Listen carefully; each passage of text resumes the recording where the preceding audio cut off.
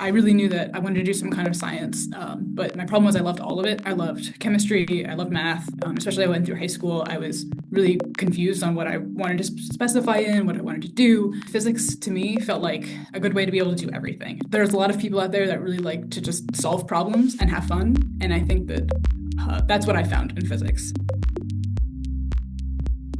Today's guest is a recent graduate. We are proud to welcome Erin McGee to Find Your Flock. Welcome. Hi, Sandra. Great to be here. Thank you. If you want to get started, you can tell us a little bit about yourself and what you majored in at Stevens. Yeah. So my name is Erin McGee. I just graduated from Stevens this past May, the class of 2025, and I double majored in math and physics at Stevens. And currently, I'm a first year physics student here at Yale University as a Oh, graduate. amazing. So, how did you choose math and physics double major? And do you identify more with the physics side or the math side? Yeah. So I always I knew I wanted to do science in some form. I remember going to the Liberty Science Center when I was a kid, like right in Jersey City, and it was my favorite place ever. I had so much fun there, and I really knew that I wanted to do some kind of science. But my problem was I loved all of it. I loved chemistry, I loved math, I loved biology, especially I went through high school. I was really confused on what I wanted to specify in, what I wanted to do, what I really enjoyed. And physics to me felt like a good way to be able to do everything and a good way to not really have to make a decision because I felt like physics was kind of the root of so many types of science, and special in its own way. So it was something I really, really fell in love with, especially as I started to go towards high school. I started to think more about what I wanted to do after. And so physics has always been like a huge love of mine and something that I really knew I wanted to do going into college. And then as I progressed through Stevens, I was in about my sophomore year, and I was doing research that was a little bit more theoretical, a little bit less physics and a lot more on the math side. And I was actually really struggling with it. I felt like I had a good intuition for the physics, and I felt like I could kind of see how things were happening, but was really struggling to actually do the mathematical side of things. So I tried to take more math classes, try to grow my understanding. I took things like linear algebra, and statistics, that those really helped kind of build my foundations in math. And then after a while, I started taking so many math courses that it made sense to become a math and physics double major. So it really became as this is something I really struggle with and something I want to get better at. And that's why I grew a lot more on the math side of things to be able to try to build those skills and really try to do things that would make me a better physicist. That is amazing. I love that, leaning into something that's challenging kind of led to, doubling down on understanding more math and, getting a basis, especially if you're doing research. You had a lot of great undergraduate research opportunities and experiences. Do you want to tell us a little bit about some of your undergraduate research opportunities? Yeah. Yeah, so again, I wasn't really sure exactly what kind of physics that I wanted to do going into Stevens. So I thought I liked astronomy, I thought I liked particle physics, nuclear physics was cool, I liked optics. There were just so many things that I thought were really interesting and really, really cool and something that I could definitely see myself doing. So it was a lot of, as far as research, throwing everything at the wall and seeing what sticks. I would try to apply to different opportunities that were kind of outside of my field or I didn't know a lot about, just because it sounded interesting and it sounded like something that I might want to do. So I kind of fell into that area. I took an optics class with Professor Strauss my first semester, and I was like, oh, optics is really cool. Let me try something with that. So I applied to some optics jobs and research opportunities, and I was able to work at Harvard Laboratory for Nanoscale Optics that summer. To be able to actually work in an experimental lab. It was my first time using a lot of different types of lab equipment, being around optics equipment, things like that. And I really enjoyed it. I knew I liked working with my hands. I knew I liked being able to see the physics in front of me. So that was something that I really fell in love with there. And then I tried again to expand my tastes, like, see, okay, well, I've tried experimental. Maybe I want to try something more theoretical. Maybe I want to branch out a little bit. And then I ended up doing a theory project that was more related to quantum communication with NASA's Space Communication and Navigation Department the next summer. And then I'm like, okay, I've done two very different things. Let's try something else. So then finally, I ended up working at the Light Interferometer Gravitational Wave Observatory, or LIGO. And I was stationed at Caltech, which more works on both the data analysis for the gravitational wave observation and also the actual building side. So a lot of groups there do atomic and molecular and optical physics to try to make the detectors for gravitational waves as precise as possible. So we have two gravitational wave detectors in the US that are really, really cool, and they detect merging black holes. And there's a lot that goes into that and a lot of really cool science that comes out of it. And that's where I really fell in love with this idea that we can do these experiments, do really experimental physics, but also explore really fundamental questions of the universe. And I wanted to try to combine those in graduate school. So kind of taking all of these very, very different, very, very separated fields that I got to try out and kind of taste during my undergrad and trying to put them together and say, okay, I like doing experiments. I like doing fundamental physics. I like understanding the universe. How can I try to find a career that combines all of those together? So that was kind of my very nonlinear, very chaotic path through research as I went through Stevens. I mean, it sounds like you went through the experience like a scientist. You try something out, you you find the signal. Did you like it? I did not like it. What did you like about it? And then you try the next thing. So what are you going to do your PhD in now at Yale? If, just kind of now I want to hear the end of the story a little bit. Yeah, Even though there's yeah. still probably time to switch it around, and I know you're early in your PhD studies, but what is the thought? Yeah. So yeah, I really took this idea of I like experimental physics and I like fundamental physics, and I wanted to see how I could put that together. So right now I work in a field called AMO, so atomic molecular optical physics. So it's also as broad as humanly possible. I don't have to decide exactly what I want to do. I can try to do everything. And it's kind of a really nice combination of different types of physics. And my lab tries to answer really fundamental questions about the interaction between quantum and classical physics. So we span a very broad range of different experiments, but we mostly look at something called optomechanics, which is light and matter interacting. So we are trying to look at how we can use light to our advantage to be able to make really precise measurements on different systems, to be able to study really, again, these fundamental questions about the universe, but by using these tools of light and matter to be able to kind of leverage them to come up with results. So right now I work with something called superfluid helium, which if you've heard of superconductors, it's kind of the liquid analog to that. So superfluid helium has no viscosity. It's a really cool kind of quantum liquid that we can study and do a lot of really cool things with. So it's been really exciting to work in the lab to be able to try something else that's really new for me, and to kind of do different experiments related to that. That's awesome. I'm so exciting. So exciting that you were able to figure out what you want to do. I know many of our students that are listening and that are coming into Stevens are they like science, they like math, they're maybe thinking about engineering. They don't know exactly what they want to do, and they get 4 years to try out all the different things. And we're hoping that by listening to some of these stories, they're going to start, you know, starting to figure it out, and it's okay if they don't actually know exactly what they want to do when they come in. Yeah. Um, so I know It, we touched a lot on physics, um, and a lot of math, but you were like, I see you all over campus. You were very, very involved in all of your extracurricular involvement. And if you wouldn't mind, I'd love to hear about some of your other roles as peer tutor, tour guide, campus leader. You were on our dean's advisory, student council, SGA, all of the things. Um, yeah, I'd love to hear a little bit about that too, and how you had time for all of those things. Yeah. So I think that one thing that having all of these extracurriculars really let me do is practice all the things I don't get to practice in the lab. So I found like I wasn't a really good public speaker coming into college. I really struggled to be able to present my ideas and be able to talk to people. And so one thing that really helped me get out of my shell with that and really try new things was being a tour guide. And twice a week I would go and I would take a bunch of parents around campus and I would get to talk to them and I would practice talking in front of a group for a really long time. And that was a really great skill to be able to go through over and over again and really try to build my public speaking skills to be able to get outside my comfort zone a little bit and try to get this thing that's really important, but also get to, interact with parents and tell them about Stevens and talk to them about physics sometimes.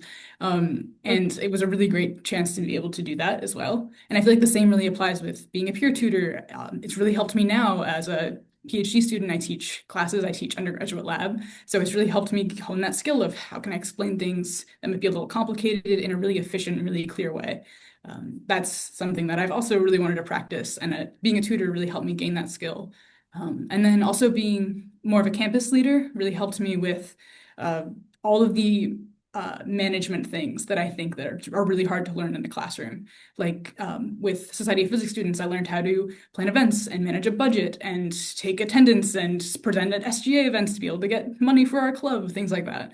And SGA also helped me with that to be able to interact with administrators, to be able to set up meetings, things like that. It was a lot of different hats that I never had to wear before, I never got to wear before, and I really got to learn all of these skills in real time. And I think that college is a really great place to be able to learn how to be a leader and how to be a speaker, and how to gain all of these soft skills that you might not have the chance to learn just in the classroom or just in the lab. And it's also a really safe place where if you mess up, if I accidentally schedule a meeting and then, miss it by accident or something like that, it's not as big of a deal as maybe it might be when you're in the workplace and, things are actually like you're very important and things rely on you.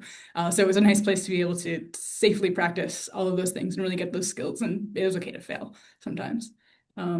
Yeah, I think that was a really, really broad overview, but a really nice way to be able to balance things. And then I'll also say on the time management side, that was also a skill that I really had to learn and really had to grow into. But it's really helped a lot now, especially working on a PhD. Your schedule is very, very open-ended.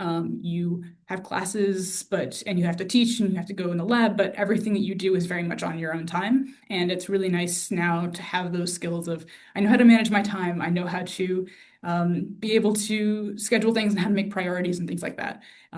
They were really great skills to be able to gain when I was at Stevens that are now becoming very useful.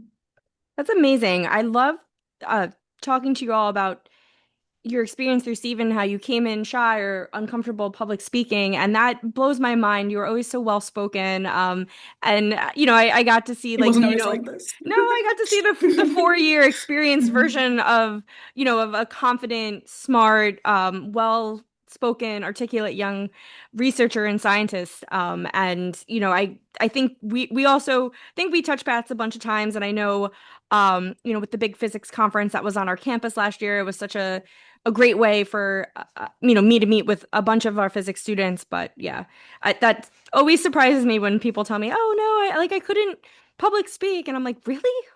I mean, yeah, that surprises me. But yeah, I mean, you have to practice at it. It doesn't happen overnight, and for sure, you get 4 years of trying extracurriculars as well as undergraduate research experiences.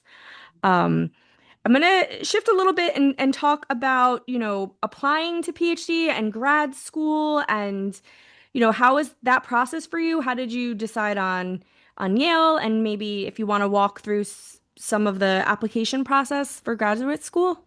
I feel like that's Yeah. a So applying to graduate school was a bit of a tough process.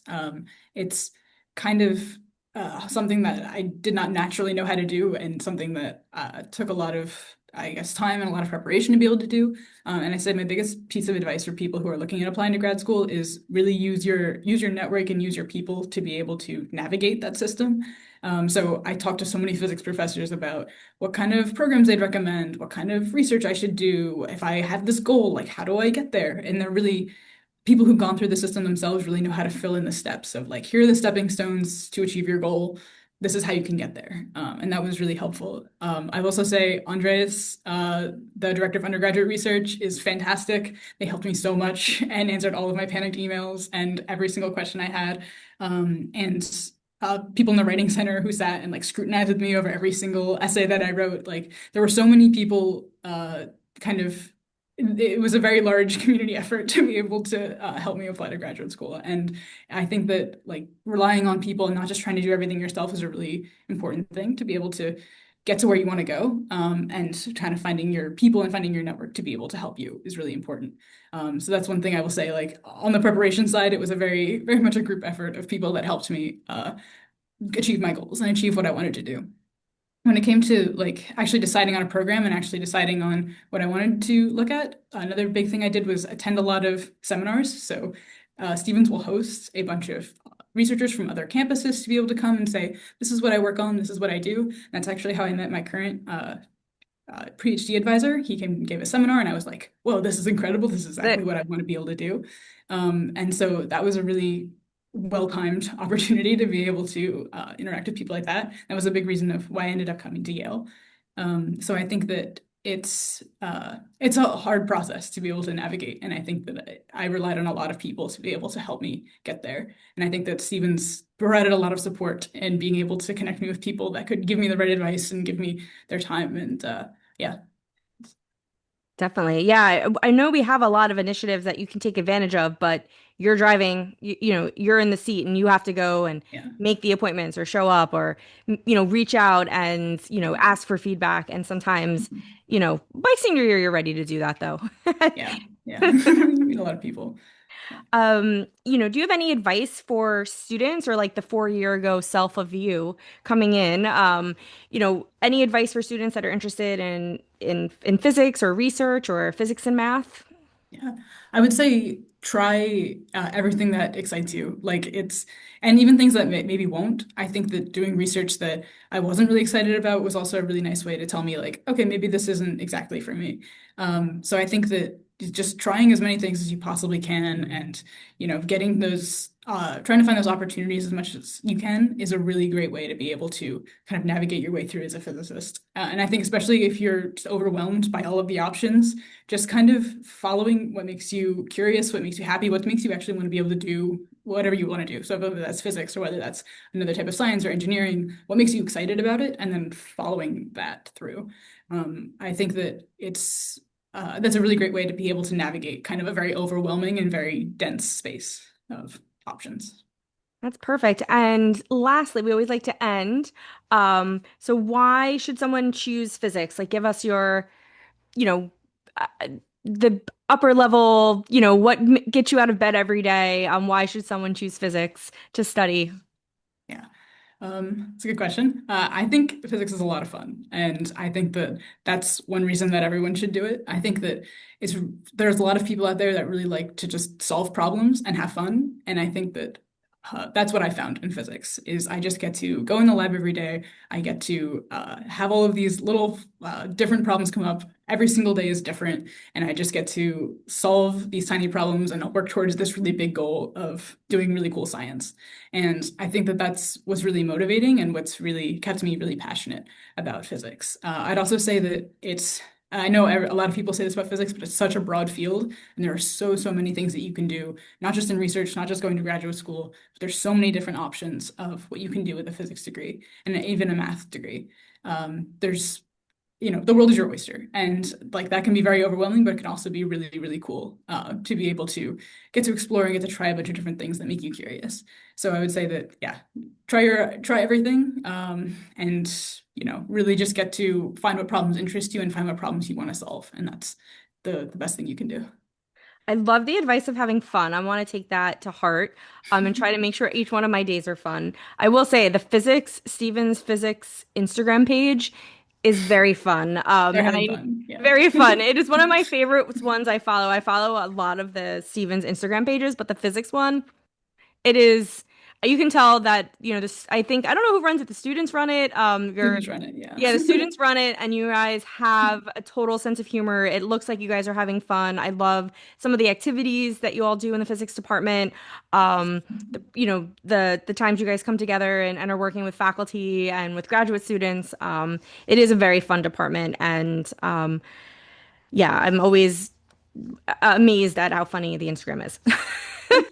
Follow the physics Instagram if you take nothing else from this. Yes, for sure. So thank you so much. I want to thank Erin for joining us today. I know probably has to get back to teaching and research and all the things a busy graduate student has to do. But we want to thank her for joining us today, and we want to thank you all for listening. Please feel free to check out our other episodes. We have a lot of physics students and math students. You can hear about the different range of industries and application areas. So click subscribe and share. Have a great one. You've been listening to Find Your Flock Season 2. I'm Dr. Sandra Clavijo. Thanks for joining us as we help future ducks find their path at Stevens. Don't forget to follow and subscribe on Spotify, Apple Podcasts, or YouTube, and share this episode with a future duck.